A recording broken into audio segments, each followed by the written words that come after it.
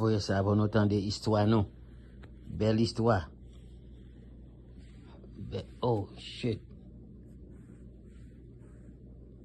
Haïti a failli déclencher une guerre mondiale pour libérer Cuba de l'esclavage. En 1822, le président Jean-Pierre Boyer a envoyé une flotte secrète pour faire ce que personne n'osait faire.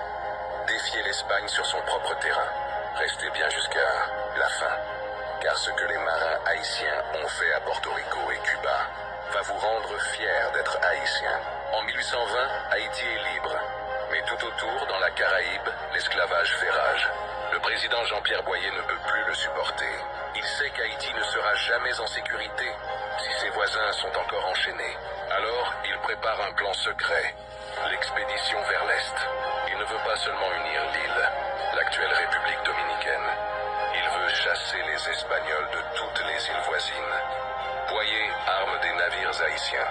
Ces marins, dont beaucoup sont des vétérans de la guerre de 1804, patrouillent dans les eaux de Cuba et de Porto Rico. Dès qu'ils voient un navire négrier espagnol, ils l'attaquent sans pitié. Ils ne volent pas l'or, ils volent les humains pour leur rendre leur liberté. Les colons de Cuba sont terrifiés. Ils appellent ça la contagion noire. Ils disent que dès qu'un esclave voit le drapeau haïtien à l'horizon, il commence à se révolter.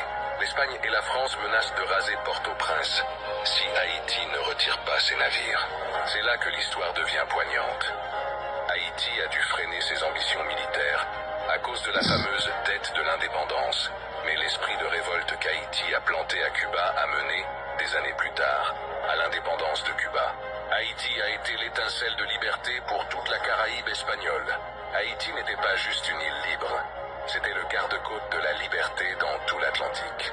Si tu savais pas qu'Haïti était la police de la liberté dans la Caraïbe, abonne-toi maintenant. Partage cette vidéo pour que le monde sache que notre drapeau représentait l'espoir pour tous les opprimés.